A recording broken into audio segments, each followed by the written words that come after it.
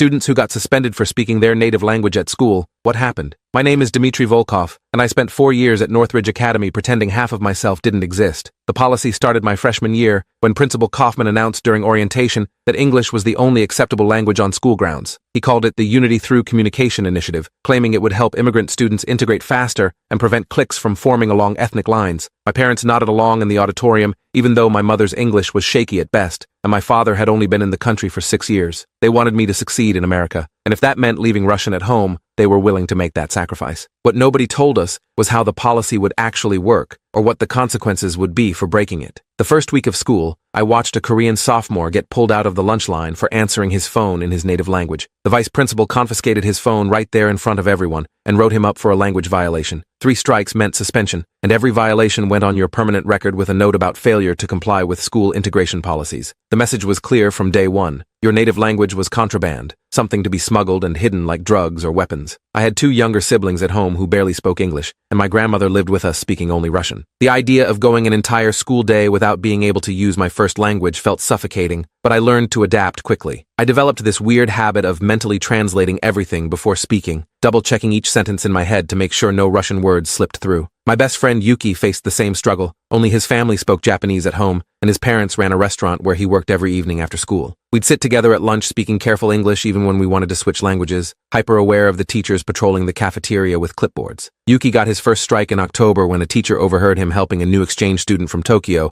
understand the lunch menu. The teacher didn't care that the exchange student was crying and couldn't understand the options. Rules were rules, and Yuki spent that afternoon in detention writing an essay about the importance of English language unity. I remember him showing me the essay later, his handwriting getting messier toward the end because he was so angry. He'd written about how helping someone understand food options wasn't disrupting unity, but the teacher had marked it up with red pen saying he was missing the point. That's when I realized the policy wasn't really about communication at all. The system worked on fear and public humiliation. Every violation got announced during morning homeroom with the student's name, grade, and which language they'd been caught speaking. The announcements always used the same phrasing about students who chose to prioritize their home culture over school community values. My homeroom teacher would pause after each announcement and look meaningfully at me and the 3 other Russian kids in the class. We'd sink lower in our seats while American-born students whispered about how those kids should just learn English already. The whole thing created this hierarchy where being monolingual English made you a good student, and being bilingual made you suspicious and potentially disloyal to the school. I started avoiding the Russian students in younger grades because being seen together would draw attention from administrators looking for language violations. My little brother Alexei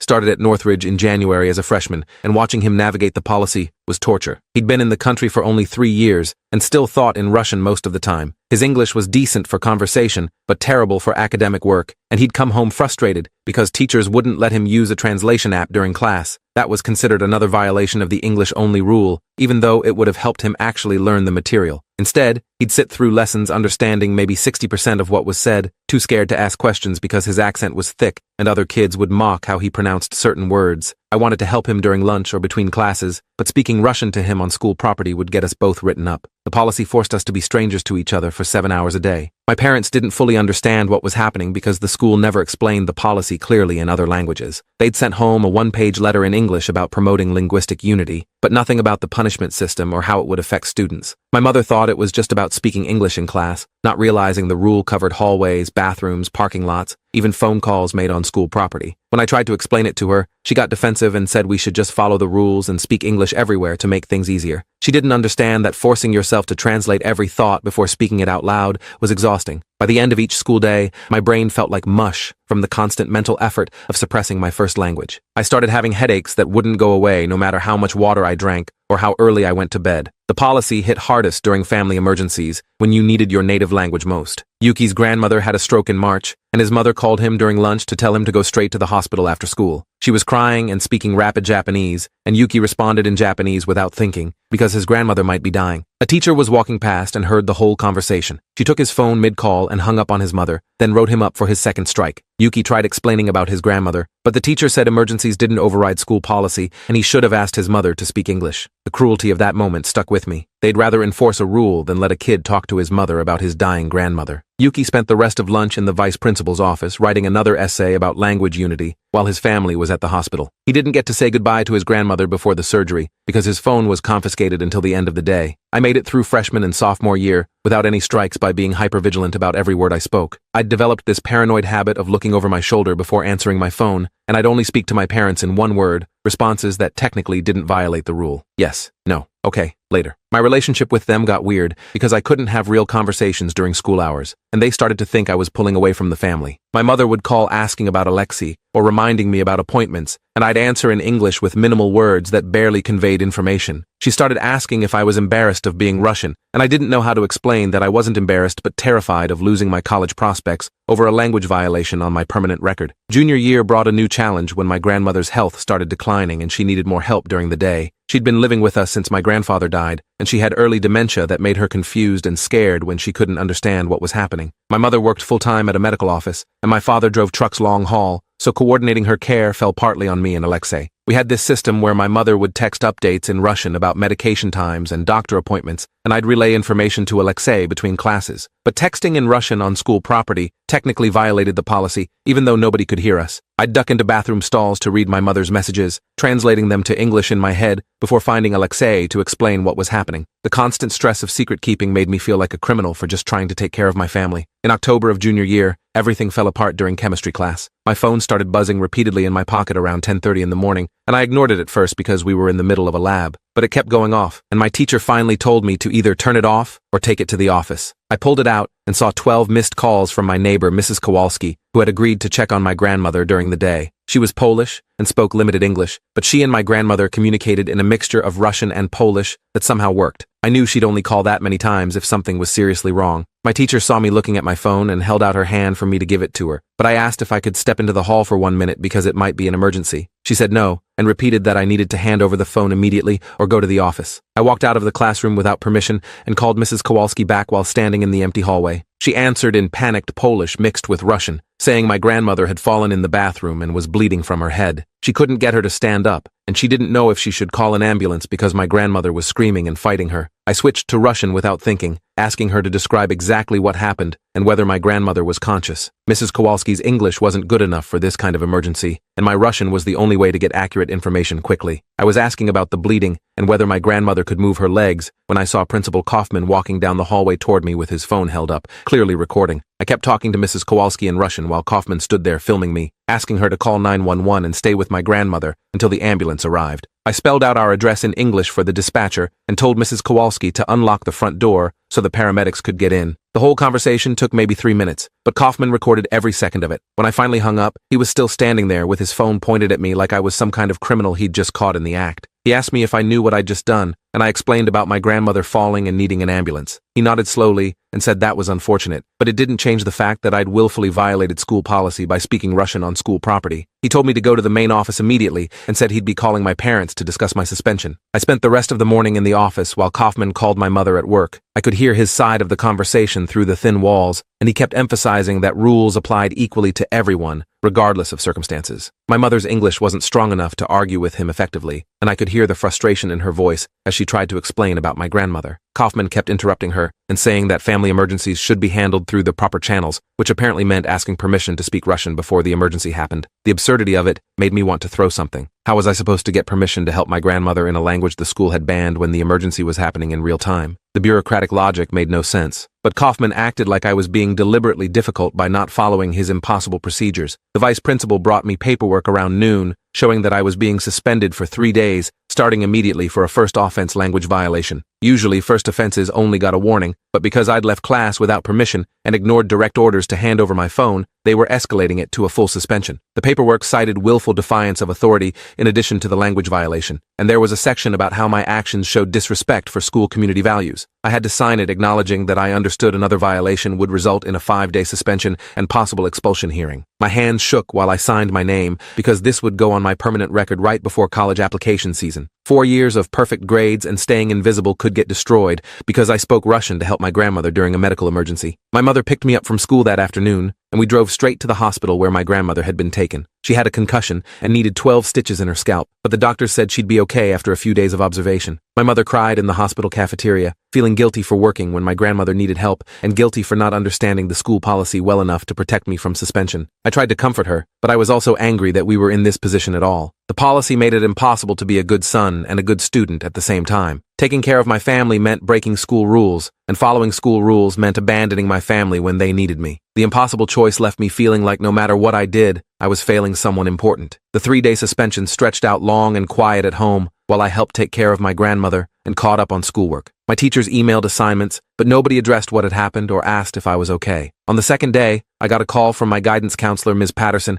asking me to come in for a meeting when I returned to school. She wouldn't tell me what it was about over the phone, just said it was important that we talk about my future at Northridge. The vague threat hung over me for the rest of the suspension. Were they going to try to expel me? Was this meeting about limiting my college options? I spent hours obsessing over what they might do next, unable to focus on anything else. When I returned to school, the hallways felt different somehow. Other students stared at me with a mixture of curiosity and judgment, and I heard whispers about the Russian kid who got suspended for refusing to speak English. The story had gotten twisted in my absence, and now people thought I'd deliberately defied the principal as some kind of political protest. Nobody seemed to know or care that my grandmother had been bleeding and scared when I made that phone call. The narrative became about me being difficult and refusing to integrate, which made me want to scream. I kept my head down walking to classes while trying to ignore the stares and whispers following me through the building. Ms. Patterson's office was small and cramped, and she had me sit in this uncomfortable plastic chair while she pulled up my file on her computer. She started by saying she understood I'd been under a lot of stress with family responsibilities, and she wanted to make sure I was getting proper support. Her tone was kind, but felt rehearsed, like she'd practiced this conversation before. She mentioned that the school had programs for students dealing with home challenges, and maybe I should consider getting help managing my responsibilities better. The implication was clear. My family was a problem that needed to be managed, not a reason to show compassion or flexibility with the language policy. I sat there nodding while she talked, but I stopped listening after a while because nothing she said addressed the actual issue. The policy was wrong, but she was treating it like my family was the problem.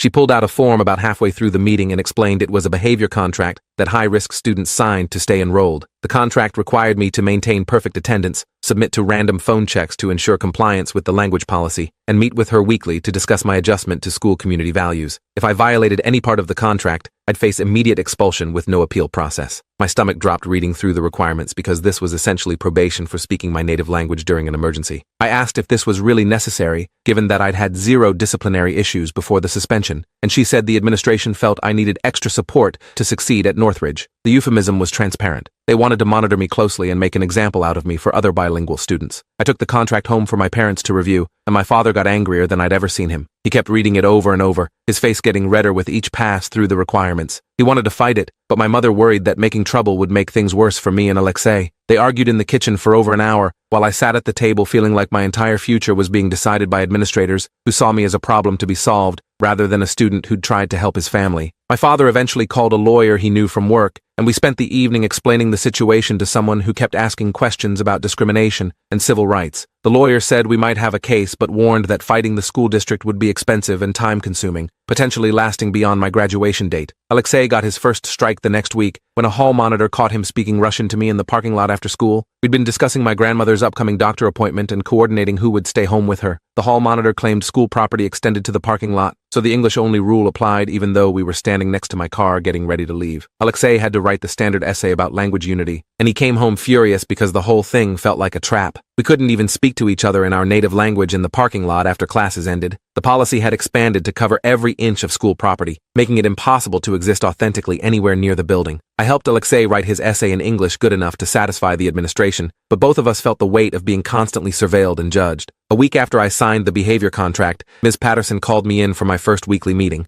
She wanted to know how I was adjusting and whether I was finding it easier to speak only English throughout the school day. I gave her the answers she wanted to hear while screaming internally. Yes, I was adjusting fine. No, I wasn't having any issues with the policy. Yes, I understood why it was important for school unity. She nodded along, taking notes, and at the end, she reminded me that she was there to help me succeed within Northridge's framework. The language made it clear that success meant conforming to their rules without question, not actually helping me navigate an impossible situation. I left her office feeling more isolated than before, knowing that nobody in the administration saw the policy as problematic. They saw me as the problem. That weekend, I spent hours researching language rights and discrimination law, trying to understand if what the school was doing was actually legal. I found cases about English-only workplace rules and learned they were often considered discriminatory unless there was a legitimate business necessity. Schools seemed to have more leeway because they could claim educational benefits, but several court cases had found blanket language bans violated students' civil rights. The legal landscape was complicated and seemed to depend on how the policy was enforced and whether it disproportionately affected certain groups. At Northridge, the policy clearly targeted immigrant students and created a two-tier system where native English speakers had full freedom while bilingual students lived under constant threat. I started taking notes about every interaction related to the policy, documenting dates and times and what was said. My chemistry teacher approached me after class one afternoon and asked if we could talk privately. Once the room cleared, she apologized for not letting me take the emergency call about my grandmother. She said she'd been following protocol and hadn't understood the situation, but looking back, she realized she should have shown more flexibility. The apology felt genuine,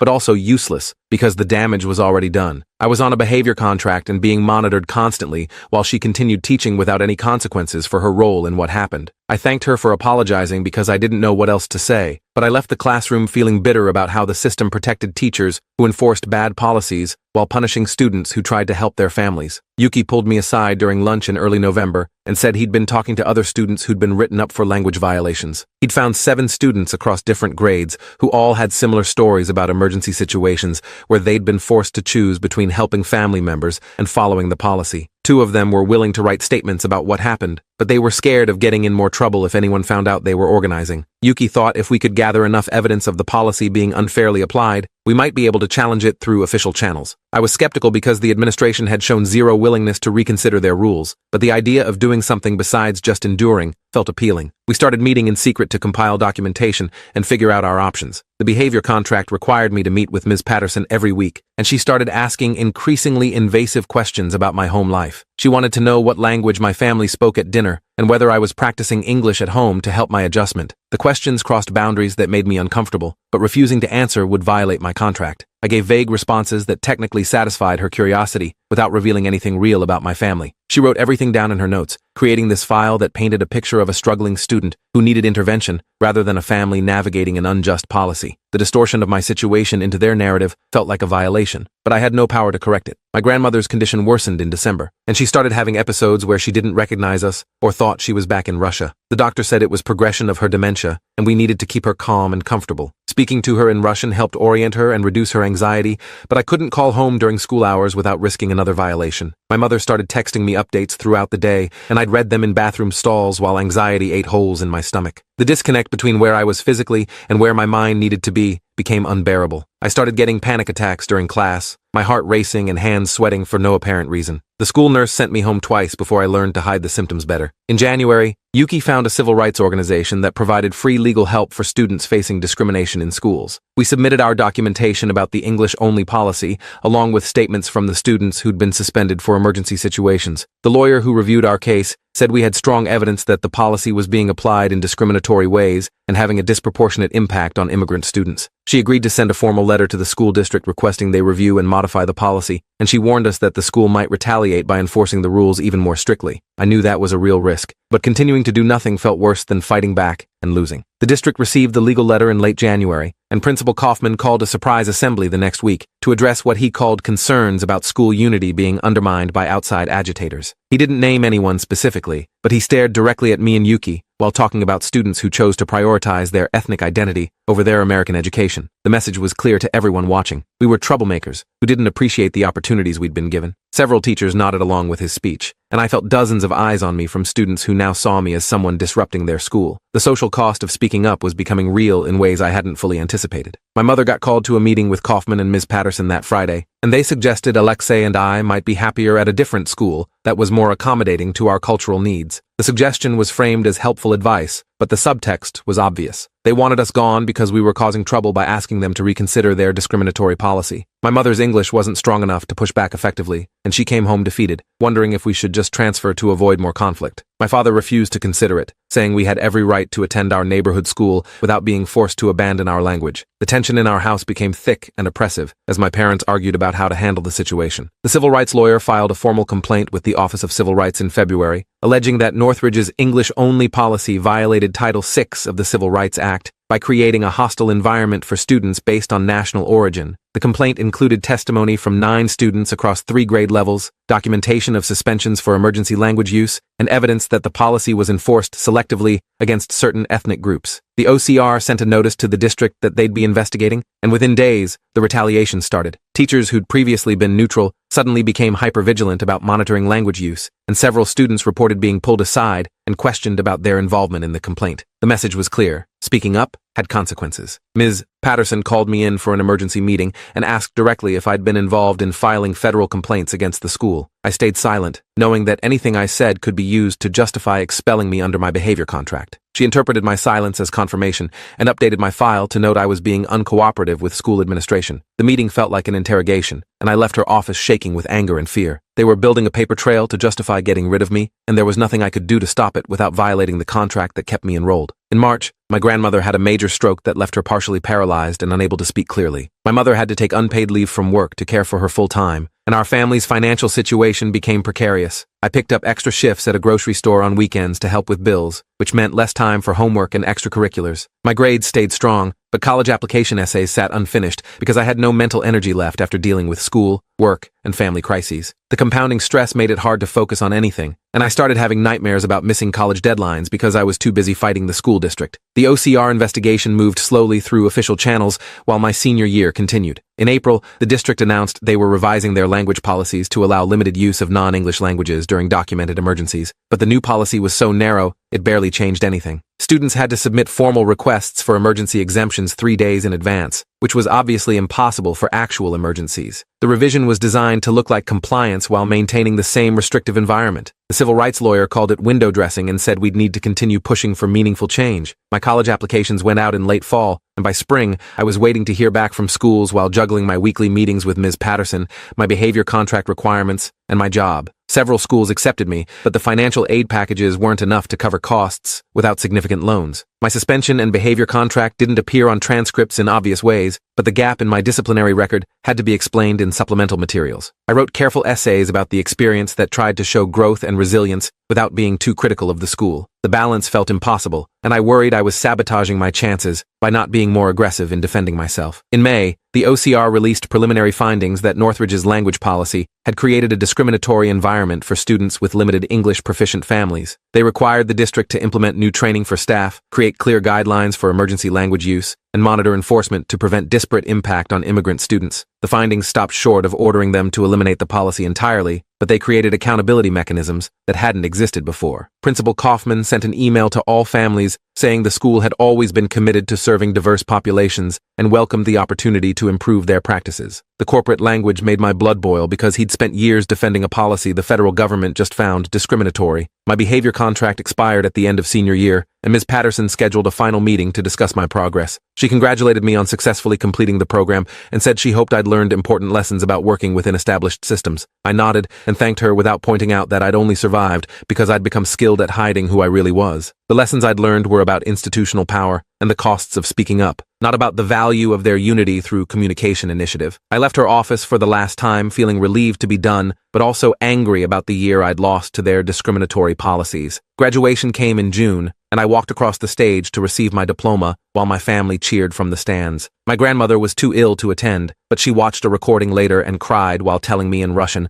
how proud she was. I'd gotten into a state school with enough financial aid to make it work, and I'd be the first person in my family to attend college in America. The achievement felt bittersweet because it had come at such a high cost. 4 years of monitoring my every word, hiding my identity, and fighting just to exist authentically had left marks that wouldn't fade quickly. The policy remained in place at Northridge despite the OCR findings, though enforcement became less aggressive after the investigation. Alexei still had another year to get through, and he reported that teachers were being more careful about how they applied the rules. Some had started ignoring minor violations, while others doubled down on enforcement to prove they weren't being influenced by outside pressure. The inconsistency created its own problems, but at least the climate of fear had lessened slightly. Younger students now knew they had some recourse if they were suspended for emergency language use, even if the process remained difficult and time-consuming. Looking back on those years, what strikes me most is how the policy forced us to choose between family and education in ways that still make me angry. The administrators genuinely believed they were helping immigrant students integrate, but what they actually did was create trauma and alienation. They taught us that our native languages were shameful, that taking care of family made us bad students, and that the system valued compliance over compassion. Those lessons stuck with students long after graduation, shaping how we saw ourselves and our place in American institutions. I stayed in touch with Yuki through college, and we'd sometimes talk about our high school experience and how it had affected us. He said he still felt anxious speaking Japanese in public spaces, always worried someone would judge him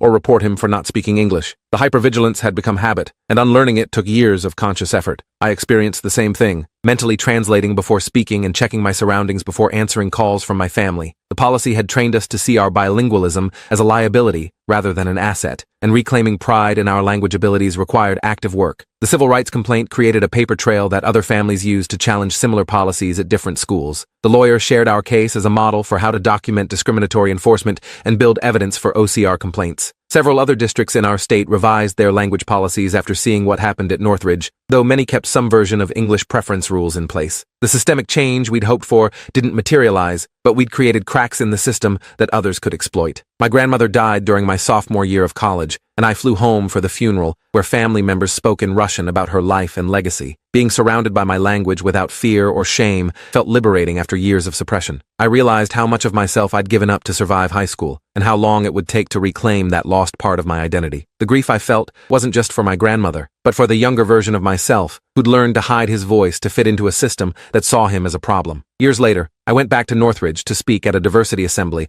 about my experience with the language policy. Principal Kaufman had retired, and new administration wanted to show they were addressing past mistakes. I stood in the same auditorium where I'd been called out as an outside agitator and told my story to current students. Some understood immediately, while others looked confused about why language had been such a big deal. The generational gap reminded me how much could change in just a few years, but also how easily institutional memory could fade if we didn't keep telling these stories. The experience taught me that fighting unjust policies requires documentation, community, and willingness to accept personal costs for collective benefit. One person speaking up gets labeled a troublemaker, but 9 people with documented evidence create a pattern that's harder to dismiss. Building that coalition took time and trust, and many students chose to stay silent rather than risk retaliation. I don't blame anyone who made that choice because the stakes were real and the costs were high, but I'm grateful for those who did speak up, because their courage created space for change even when the system resisted. If this story hooked you, there are a lot more waiting, so hit that sub button and join in on the next one.